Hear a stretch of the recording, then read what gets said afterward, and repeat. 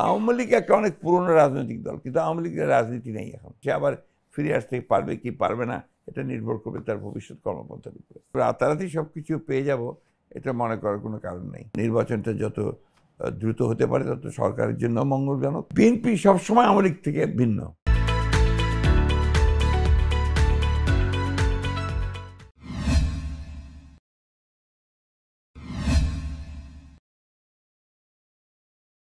বাংলাদেশের যে অভিজ্ঞতা অন্তর্বর্তীকালীন সরকারের, সেই অভিজ্ঞতা থেকে একটু ভিন্ন। এখানে একটা স্বতঃস্ফূর্ত ছাত্র জনতার যে অভ্যুত্থান, গণ অভ্যুত্থান, সেই অভ্যুত্থানের পরে এটা এই সরকারটা এসছে, এবং এর যিনি হেড করছেন, লিড করছেন ডক্টর ইউনূস, প্রফেসর ইউনূস। উনি প্রায় সকলের কাছে অত্যন্ত গ্রহণযোগ্য মানুষ, সকলেই তাকে পছন্দ করেন এবং তার উপরে মানুষের একটা আস্থা আছে আর কি।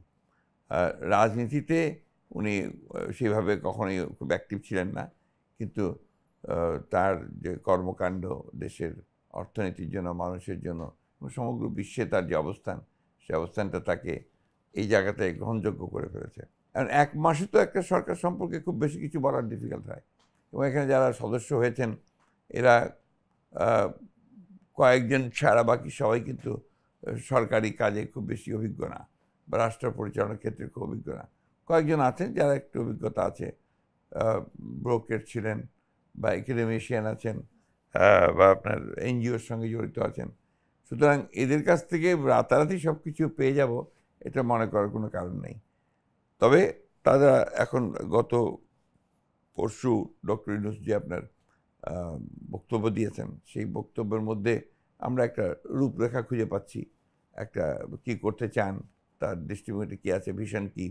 বিশেষ করে যে কমিশনগুলো উনি গঠন করেছেন সংস্কারের জন্য, এগুলো অত্যন্ত, আমি ব্যক্তিগতভাবে মনে করি যে অত্যন্ত ভালো মানুষদের দিয়ে উনি এটা করেছেন, যোগ্য মানুষদের দিয়ে করেছেন, এবং এটা ভালো রেজাল্ট আসবে বলে আমার কাছে মনে হয়। তবে দ্য সুনার দ্য বেটার, কারণ হচ্ছে কি, যত দ্রুত এটা করা যাবে তত বেশি আপনার সমস্যার সমাধান হওয়ার সুযোগগুলো সৃষ্টি হবে। কারণ নির্বাচিত সরকার ছাড়া কিন্তু, যেটাকে আমরা বলি যে আপনার জনগণের ম্যান্ডেট ছাড়া কোনো সরকারের পক্ষেই খুব বেশি কিছু সাস্টেইন করা সম্ভব হয় না। তো আমরা সেই জন্য আশা করি যে এটা খুব দ্রুত সংস্কার শেষ হবে, সংস্কার কাজগুলো শেষ হলে যে, তবে জনগণের একটা পার্টিসিপেশন এখানে দরকার আছে। জনগণের মতামতের ভিত্তিতেই এই সংস্কারগুলো করতে হবে, যেটা প্রক্রিয়া ওনারা ঠিক করবেন, কিভাবে জনগণের মতামত থেকে সম্পৃক্ত করবেন, এইগুলো নিয়ে তারপর এটাকে তো পার্লামেন্টে যেতেই হবে, and that has parliament election হতে হবে, এবং সেইভাবেই আলটিমেটলি এটাকে র্যাটিফাই করতে হবে, অথবা আপনার এটাকে সংবিধানে ইনক্লুড করতে হবে। আমি আর অনেক সময়ের কথাটা বলতে চাই না, এই জন্যে যে এরকম ডিফিকাল্ট টাস্ক আর কি। এত এক্স্যাক্টলি ঠিক টাইম বলাটা আমি মনে করি হাইপোথেটিক্যাল কথা আমি খুব বেশি নিজে বলতে চাই না। খুব বেশি সময় নেওয়া উচিত না, যৌক্তিক যে সময়টা দরকার সেটা নেওয়া উচিত, এবং নির্বাচনটা যত দ্রুত হতে পারে তত সরকারের জন্য মঙ্গলজনক, জনগণের জন্য মঙ্গলজনক। আমি ব্যক্তিগতভাবে আপনার কোনো উপদেষ্টা সম্পর্কে কোনো মন্তব্য করতে চাই না, এই জন্যে যে আপনার তাদের কাজের মধ্য দিয়ে এসবটা আপনার আসবে, সবাই মনে করবে। আর যেহেতু এখানে আমি আগেই বলেছি যে এনাদের সরকারের সঙ্গে অভিজ্ঞতা কারোই বেশিরভাগ নেই বললেই চলে, তো সেই ক্ষেত্রে যে তাদের কাছ থেকে একেবারে রাতারাতি আমি সমস্ত কিছু একেবারে সব কিছু সুন্দর আশা করবো সেটা আমি করি না। তবে দে আর ট্রাইং দেয়ার বেস্ট, অনেকে ভালো করছেন, বেশ ভালো করছেন, আমি আশাবাদী। সেটা যখন প্রথম এইটার যখন সিদ্ধান্ত হয়, এটা তো আমাদের উপস্থিতিতেই সিদ্ধান্ত হয়েছে। আপনার আর্মি হেডকোয়ার্টার্সে বসে আপনার সমস্ত রাজনৈতিক দলগুলো, আমরা আর্মি চিফ, এয়ার চিফ, সশস্ত্র বাহিনীর সব প্রধানরা সহ আমরা বঙ্গভবনে গিয়েছি, রাষ্ট্রপতির সঙ্গে কথা বলেছি। রাষ্ট্রপতির মুখেই সিদ্ধান্ত হয়েছে যে কি ইন্টারিম গভর্নমেন্ট হবে। সেই ইন্টারিম গভর্নমেন্টের ক্যারেক্টারটা কী হবে এটা তো আমাদের জানা কথা, যে আমরা সবাই চাই যেটা বাংলাদেশে, যে নির্বাচনের পূর্বে এখানে একটা নিরপেক্ষ সরকার থাকা উচিত, দল নিরপেক্ষ। এটাকে বলা হচ্ছে, আমরা যেটাকে বলি যে নন পার্টিজান, সেই নন পার্টিজান গভর্নমেন্ট এটা বটে, এখানে দলীয় লোক তো কেউ নেই, তাই না? এবং এটাতে নাই বলে যে খুব একটা অসুবিধা হওয়ার কথা তা নয়। এটা ওনারা যদি টাইম টু টাইম পলিটিশিয়ানদের সঙ্গে কথা বলেন, তাদের দলগুলোর সঙ্গে কথা বলেন, সংলাপ করেন, তাহলে সেটাকে অভাবটাকে পূরণ করা সম্ভব হবে। হ্যাঁ, আমাদের সঙ্গে তো ইতিমধ্যে 2বার কথা হয়েছে, 2বার আলাপ হয়েছে। আমরা আমাদের কথাগুলো বলে এসেছি ওনাদের কাছে। এবার বন্যা পরিস্থিতিতে সবচেয়ে বেশি বড় ভূমিকা পালন করেছে আপনার আমাদের সেনাবাহিনী, একটা বড় ভূমিকা পালন করেছে। আর বেসরকারি আপনার সংস্থাগুলো, রাজনৈতিক দলগুলো, সংস্থাগুলো, সংগঠনগুলো, তারা অনেক বড় ভূমিকা পালন করেছে। সরকারও তার যেটুকু দায়িত্ব সেটা সে পালন করেছে। হয়তো আরও বেশি করতে পারতো। এটা ডিপেন্ড করে আপনার ব্যুরোক্রেটদের উপর, যারা দায়িত্বে থাকে, সরকারি কর্মকর্তা যারা দায়িত্বে আছে তাদের উপরে। তারা সবটা হয়তো পুরোটা করতে পারেননি, কিন্তু চেষ্টা করেছেন। আর এটাকে অভাবটা পূরণ করে দিয়েছে আপনার বেসরকারি প্রতিষ্ঠানগুলো, এবং সেনাবাহিনীও কাজ করেছে যথেষ্ট। গত 15 বছর এদেশের মানুষ কথা বলতে পারেনি, এবং নিজের অভাবটার কথা বলতে পারেনি, অভিযোগের কথা বলতে পারেনি, অন্যায়ের কথা বলতে পারেনি, বিচার পায়নি। স্বাভাবিকভাবে যখন একটা মুক্ত পরিবেশ সৃষ্টি হয়েছে, সব মানুষই তাদের কথাগুলো বলতে চায়, তাদের অভাবগুলো আনতে চায়। এটা খুব অস্বাভাবিক না। তবে আমি মনে করি যে র্যাশনাল বিহেভিয়ার হওয়া উচিত, যে এখন কিছুদিন সময় দেওয়া এই সরকারকে। সরকার আপনার কাজ করতে দিতে হবে, পরামর্শগুলো দিতে হবে, এবং এমন কিছু করা উচিত হবে না যাতে সরকার বিরূপ পরিস্থিতি, প্রতিকূল পরিস্থিতিতে পড়ে। সেই জিনিসটা করা উচিত হবে এই মুহূর্তে বলে আমি মনে করি না। চেষ্টা করছে, আমি তো দেখছি যে চেষ্টা করছে। একেবারে মুহূর্তের মধ্যে সব হয়ে যাবে না সেটা আমি বিশ্বাস করি, তবে চেষ্টা করছে তারা। হয়তো আরও ভালো করতে পারতো, অভিজ্ঞতা বেশি থাকলে, অথবা তারা যে আরও ইন্টারাক্ট করতো অন্যান্যদের সঙ্গে, তাহলে তো আরও ভালো করতে পারতো। তো সেই জায়গায় একটু অভাব আছে। আমার কাছে মনে হয় যে ইন্টারাকশনের ব্যাপারটা, এখানে যারা পুরনো লোক আছেন, অভিজ্ঞ লোক আছেন, তাদের সঙ্গে ঘন ঘন কথা বলা, এবং যারা সরকার চালিয়ে তাদের সঙ্গে কথা বলে এই সমস্যাগুলো সমাধান করা সম্ভব হয়। বর্তমানের অবস্থার প্রেক্ষিতে খারাপ না। এই জন্য যে একটা জিনিস লক্ষ্য করে দেখতে হবে যে ওই ইন্ডাস্ট্রিয়াল বেল্ট ছাড়া সেখানে মেজর কোনো প্রবলেম কিন্তু কোথাও নাই। পুলিশ ছিল না প্রথম কয়েকদিন একেবারেই, এবং এখনও পুলিশ নেই, কিন্তু ছাত্ররা করেছে, সাধারণ মানুষ কোঅপারেট করেছে, পাড়ায় পাড়ায় তারা আপনার পাহারা দিয়েছে যাতে কোনো চুরি ডাকাতি এগুলো না হয়। এটা আমি নিজের চোখে দেখেছি। আমাদের দলের লোকেরাও নেমে গেছে, তারাও আপনার পাহারা দিয়েছে, চেষ্টা করেছে। অর্থাৎ এখানে কিন্তু সমস্ত রাজনৈতিক দলগুলোই এই সরকারকে সহযোগিতা করছে। এই জন্যে যে তারা আশা করে যে এত বড় একটা ছাত্র জনতার অভ্যুত্থানের পরে, এই ফ্যাসিবাদী শাসনের পরে একটা সুবাতাস বইবে, গণতন্ত্রের সুবাতাস একটা বইবে, এই প্রত্যাশা আছে সকলের। এই সরকারকে সম্পর্কে এই কথা বলার সময়টা এখনো আসেনি। আমরা এখনই ওই হাইপোথেটিক্যাল কোশ্চেনে যেতে চাই না যে সম্ভব না হয়। সম্ভব হয় বলে আমি বিশ্বাস করি। আমরা আশা করি যে তারা সম্ভব করতে সক্ষম হবে, আমরা তাদেরকে সহযোগিতা করব। ওই প্রশ্নের উত্তর আমি দেব না এখন। আমরা যারা রাজনীতি করি, আমরা বাংলাদেশে খুব ভালো চিনি। আমরা জানি যে বাংলাদেশের অতীত ইতিহাসে এখানে আমরা সবসময় আশাবাদী ছিলাম, যে কারণে আমরা রাস্তায় আন্দোলন করেছি সবসময়। এই ছাত্রগণ অভ্যুত্থান তো একদিনে হয়নি, 15-16 বছরে বহু ত্যাগের বিনিময়ে আজকে জায়গায় এসছে। এবং দল হিসেবে আমরা সবচেয়ে বেশি ত্যাগ স্বীকার করেছি, আমরা সবচেয়ে বেশি আক্রান্ত হয়েছি, সবচেয়ে বেশি ক্ষতিগ্রস্ত হয়েছি। আমরা আন্দোলন করেই গেছি। ইউ নো ইট বেটার যে আমরা কতবার জেলে গেছি। আমার নেত্রী দেশনেত্রী বেগম খালেদা জিয়া, তিনি এখন পর্যন্ত অসুস্থ এবং জেলে ছিলেন কয়েকদিন আগে পর্যন্ত, 6 বছর জেলে ছিলেন। আমাদের প্রায় 600-র উপরে মানুষ, তাদেরকে গুম করে ফেলা হয়েছে, হাজার হাজার লোককে গুলি করে হত্যা করা হয়েছে, 60 লক্ষ মানুষের বিরুদ্ধে মিথ্যা মামলা দেওয়া হয়েছে এই সরকার, গায়েবী মামলা, মিথ্যা মামলা। সুতরাং এই আন্দোলন তো আমরা করে আসছি প্রথম থেকেই, এবং আন্দোলন এই কিছুদিন আগেও আমি জেলে গিয়েছি আন্দোলনের কারণে, তাই না? এবং যখন এই ছাত্রগণ অভ্যুত্থানের যে সময়টা আন্দোলন শুরু হলো, তখন আমাদের 27,000 নেতাকর্মীকে জেলে নিয়ে যাওয়া হয়েছে, টপ লিডারদের থেকে শুরু করে সবাইকে। শতাধিক মামলা না, হাজার মামলা, এমনিতে 1700 মামলা হয়েছে ওই কয়েকদিনে। সেটা আমাদের দলের বিরুদ্ধে হয়েছে, কিন্তু সব আমাদের দলের বিরুদ্ধে, আমাদের নেতারা জেলে গেছেন, আমাদের নেতারা নিগৃহীত হয়েছেন, নির্যাতিত হয়েছেন, কারাগারের মধ্যে 7 দিন 8 দিন তারা কোনো কাপড় বদল করতে না পেরে তারা আটক থেকেছে, এবং ওই সময়ও কিছু লোককে গুলি করে হত্যা করেছে। আমাদের দলের এই আন্দোলনে আমাদের হিসাব মতো এখন পর্যন্ত প্রায় 200 মানুষ নিহত, ছাত্র জনতা শ্রমিক মিলে তারা পুলিশের গুলিতে রাস্তায় মারা গেছে। সুতরাং এইটার তো সঙ্গে আমরা এইটাকে, এই পরিস্থিতি, গণ-অভ্যুত্থানের পরিস্থিতিতে আমরা সৃষ্টি করেছি। 15 বছর ধরে লড়াই করছি আমরা, রেস্টোরেশন অফ ডেমোক্রেসি। এটা তো একদিনে হয়নি। আমি আপনাদের এই কথাটার সঙ্গে পুরোপুরি দ্বিমত পোষণ করি এবং প্রতিবাদ করি। যারা এটাকে মনে করেন যে বিএনপি আওয়ামী লীগ থেকে হতে পারবে না, বিএনপি সবসময় আওয়ামী লীগ থেকে ভিন্ন। আওয়ামী লীগ যত খারাপ কাজগুলো করেছে, বিএনপি সেগুলোকে ভারত দিকে নিয়ে এসছে।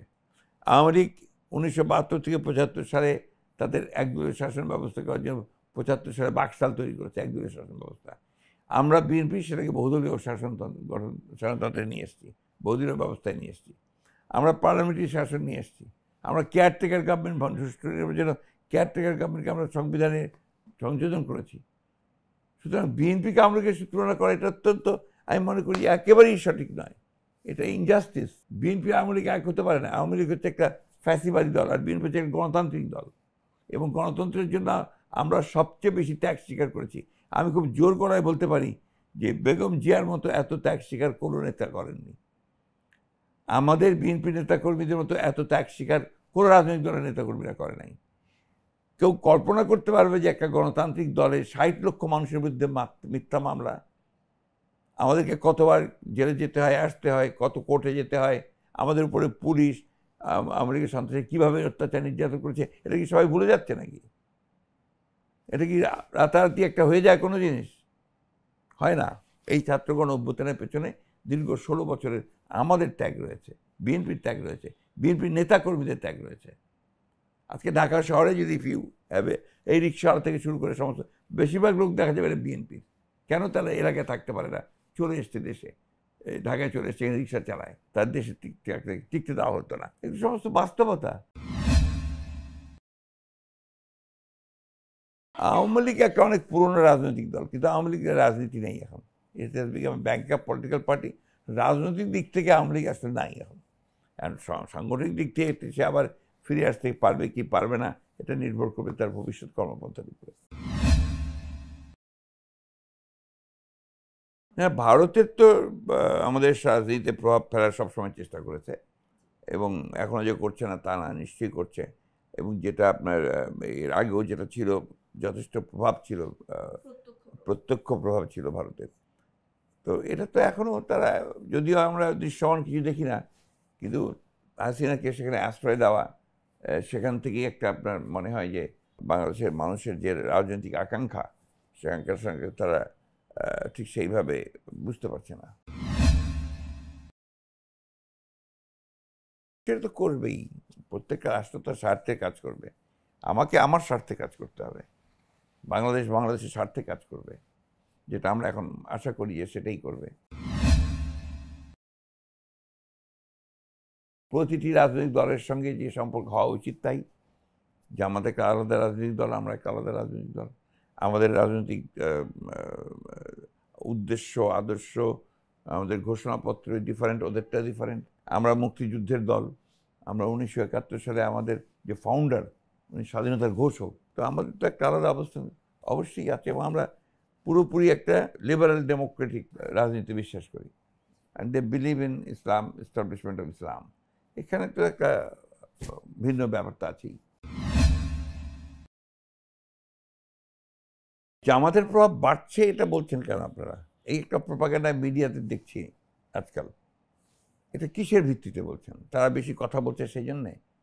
তাদের ছবি আপনারা বেশি করে ছাপতেন সেই জন্যে? জামাতের প্রভাবটা বাড়ছে ইন হোয়াট সেন্স? হ্যাঁ, মিডিয়াতে তাদের, মিডিয়াতে আসছে, আপনারা আনছেন বলেই আসছে। এটা আসতেই পারে, যেহেতু মুক্ত ডেমোক্রেসি হয়েছে। আগে তারা কথা বলতে পারতো না, এখন কথা বলতে পারছে। আগে রাস্তায় বেরোতে পারতো না, রাস্তায় বেরোতে পারছে, সেই জন্য তারা সামনে আসে। ওদের চেয়ে অনেক বেশি সংগঠিত আমরা। বিএনপি একমাত্র রাজনৈতিক দল যাদের উপরে জনগণের আস্থা আছে। বিএনপি অতীতে ডেলিভার করেছে। বিএনপি যখনই ক্ষমতায় এসছে, তারা জনগণের কল্যাণের জন্য কাজ করেছে, গণতন্ত্রের জন্য কাজ করেছে, একটা মুক্ত বাজার অর্থনীতির জন্য কাজ করেছে এবং অসাম্প্রদায়িক একটা পরিবেশ তৈরি করার জন্য কাজ করেছে। বিএনপি আজকে বাংলাদেশের অর্থনীতির যেটুকু ভিত্তি সেটা বিএনপির জন্য। গার্মেন্টসের সূচনা বিএনপিকে দিয়ে, রেমিটেন্সের সূচনা বিএনপিকে দিয়ে, ফ্রি মার্কেট ইকোনমির সূচনা বিএনপিকে দিয়ে। সুতরাং বিএনপির উপর জনগণের আস্থা অনেক বেশি। আজকে যারা এই কথা বলতে চায় যে জামাত ইসলামের প্রভাব বাড়ছে, অন্যান্য দলের প্রভাব বাড়ছে, আমি তাদের সঙ্গে কোনো মতেই একমত নই। এখানে বলেছি যে নির্বাচন হবে একটা নিরপেক্ষ সরকারের অধীনে, সেই নির্বাচনের পরে যারা নির্বাচিত হয়ে আসবে সেই দলগুলোর মধ্যে আমরা একটা জাতীয় সরকার গঠন করার কথা ভাববো, আদার দেন আওয়ামী লীগ। এবং সেখানে তাদের মাধ্যমে আমরা আমাদের যে 31 দফা, সেই 31 দফাকে আমরা বাস্তবায়িত করার চেষ্টা করব।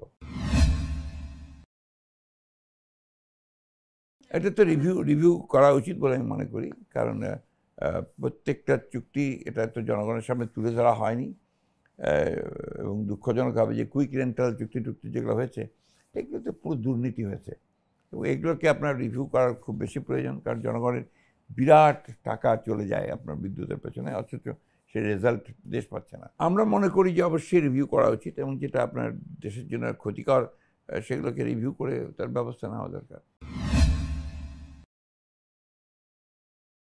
তো মুহূর্তের মধ্যে এটা হবে না। আর আমাদের ব্যবসায়ীদের চারিত্রিক বৈশিষ্ট্য, যারা ব্যবসা করছে রিটেলার, তারপরে রাজনীতির যে আপনার পুরো পরিবেশ, আপনার বিভিন্ন সেক্টরগুলো, যেমন আপনার ট্রান্সপোর্ট সেক্টরের এখানে ব্যাপার আছে, তাদের কীরকম সব মিলিয়ে তো রাতারাতি এগুলোর পরিবর্তন হয় না।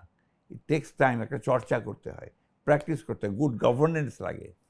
একটা ইনফ্লেশন বন্ধ করার জন্য আমি খুব আশাবাদী এখন যে কাজগুলো এখন আপনার ফিনান্স অ্যাডভাইজার এবং গভর্নর যেগুলো পদক্ষেপ নিচ্ছেন, এই পদক্ষেপগুলো নিঃসন্দেহে দেশের অর্থনীতিকে আপনার ভঙ্গুর অবস্থা থেকে ভালো জায়গায় নিয়ে আসবে এবং ইনফ্লেশনও কমে আসবে, এটা আমি বিশ্বাসী। কোনো পার্টিকুলার দেশ বা পার্টিকুলার শক্তির প্রভাবের কথা আমি বলছি, এটা বাংলাদেশের মানুষের প্রভাব এখানে সবচেয়ে বেশি। বাংলাদেশের মানুষ যে একটা গণতান্ত্রিক রাষ্ট্র চায়, ব্যবস্থা চায়, সেটারই প্রভাবটা সবচেয়ে বেশি পড়েছে। এখানে পশ্চিমা বিশ্ব তারা সমর্থন করেছে গণতান্ত্রিক আন্দোলনকে, আমাদেরকে সমর্থন করেছে। আমরা যখন আন্দোলন করেছি ঠিক আমাদেরকে না, গণতান্ত্রিক আন্দোলনকে সমর্থন করেছে, এইটাকেও তারা সমর্থন করেছে যেহেতু জনগণের একটা অভ্যুত্থান ছিল। সুতরাং আমি মনে করি যে এটা নট অনলি পশ্চিমা বিশ্ব, সারা বিশ্বই আপনার এটাকে সমর্থন করবে।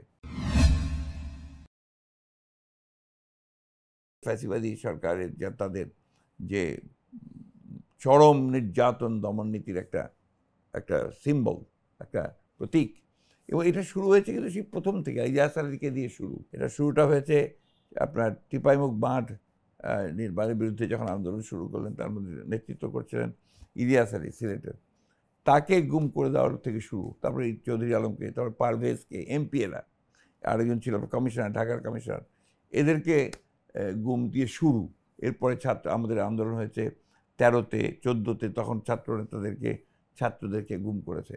প্রায় 700 মিনিমাম আপনার গুম হয়েছে এদের হাতে। সেনাবাহিনীর কর্মকর্তা যারা প্রতিবাদ করেছে, সাধারণ ব্যক্তি যারা প্রতিবাদ করেছে, সরকারি কর্মকর্তা যারা প্রতিবাদ করেছে, তাদেরকে তারা সেখানে গিয়ে নির্যাতন করেছে, নিপীড়ন করেছে, ভয় ভীতি দেখে, যেটা ফ্যাসিবাদের চরিত্র। সেটাই তার এই কনসেন্ট্রেশন ক্যাম্প যেটা ছিল আপনার নাজিদের সময়, সেকেন্ড বিশ্ববিদ্যালয়ে, তারই একটা প্রতিচ্ছবি আমরা দেখতে পাচ্ছি। তবে এটা আপনার যেহেতু নতুন সরকার এসছে, আমরা মনে করি যে এরপর থেকে আর এগুলো পুনরাবৃত্তি হবে না। এটা চূড়ান্তভাবে আমি মনে করি যে এটা একটা আপনার ভ্রান্ত ধারণা এবং অন্যায়, এবং এটা খুবই পক্ষপাতদুষ্ট, উদ্দেশ্যমূলক। হাওয়া ভবন ছিল একজন ব্যক্তির বা কয়েকজন ব্যক্তির একটা office, that was an office, অথবা পরবর্তীকালে এটা একটা অপোজিশন পলিটিক্যাল লিডারের আপনার অফিস ছিল। সেখানে কোনো নির্যাতনের খবর কোনোদিন কেউ করতে পেরেছে? সেখানে আটকে রাখা হয়েছে, সেটা কেউ করতে পেরেছে? এই ধরনের কথা বলতে একটা উদ্দেশ্য প্রণীত। তারা বিএনপিকে হেয় প্রতিপন্ন করতে চায়, তারা এই আয়নাঘরকে ছোট করে মানে দেখাতে চায়, কিন্তু আয়নাঘর অনেক বড় অত্যাচার নির্যাতনের জায়গা, বড় না শুধু ভয়াবহ। ছাত্র রাজনীতি আমাদের আইনগতভাবে রাজনৈতিক দলের সঙ্গে সম্পৃক্ত না, এটা আলাদা। এখন ছাত্র দল যেটা আছে আমাদের, আমরা বলি যে সহযোগী সংগঠন বা ধরনের ভাতৃপ্রতিম সংগঠন, তারা তাদের মতো করে তাদের রাজনীতি তারা ঠিক করবে। ছাত্র রাজনীতি as a whole there was no student politics. এই ছাত্র গণ অভ্যুত্থানের আগে কোন ছাত্র রাজনীতি ছিল না। এখানে ছাত্ররা পুরো রাজনীতি থেকে দূরে সরে গিয়েছিল, অ্যাপাথেটিক টু পলিটিক্স ছিল। এ কথা আমি বারবার বলেছি।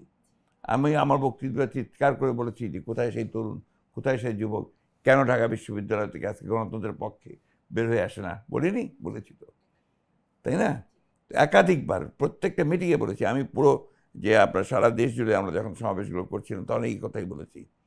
তো সেই ক্ষেত্রে আমি খুব আশাবাদী যে ছাত্ররা বেরিয়ে এসছে এবং রাজনীতির কথা বলছে, রাজনীতির কথা বলছে, দেশ সম্পর্কে তারা সচেতন হয়েছে, দেশ সম্পর্কে তারা কথা বলছে, চিন্তা করছে। এবং যেহেতু আজকালকার ছেলেরা অনেক বেশি আপনার নলেজেবল হয়েছে, তারা করবে, কিন্তু এটাকে অবশ্যই দেশের স্বার্থে হতে হবে। এটা কোনো ব্যক্তির স্বার্থে বা আবার অন্য কোনোভাবে যেন না যায় সেটাকে দেখতে হবে। ছাত্র রাজনীতি বরাবরই দিক নির্দেশনা দিয়েছে। এবারও ছাত্র আন্দোলনে যারা অংশগ্রহণ করেছে যদিও তার কোনো দলীয় রাজনীতি করেনি, তারা যে কাজটুকু করেছে এটা দেশের পক্ষে এসছে, এভাবেই তারা এগোতে পারবে। তবে ছাত্র রাজনীতিকে বন্ধ করে দেওয়ার পক্ষে আমি নই। ছাত্র রাজনীতি অবশ্যই থাকা উচিত এবং এই ছাত্র রাজনীতির মধ্য দিয়ে নেতৃত্ব বেরিয়ে আসে, ছাত্র রাজনীতির মধ্য দিয়ে কালচার হয় পলিটিক্সের, উইজডম বাড়ে, নলেজ বাড়ে, এটা আমি মনে করি।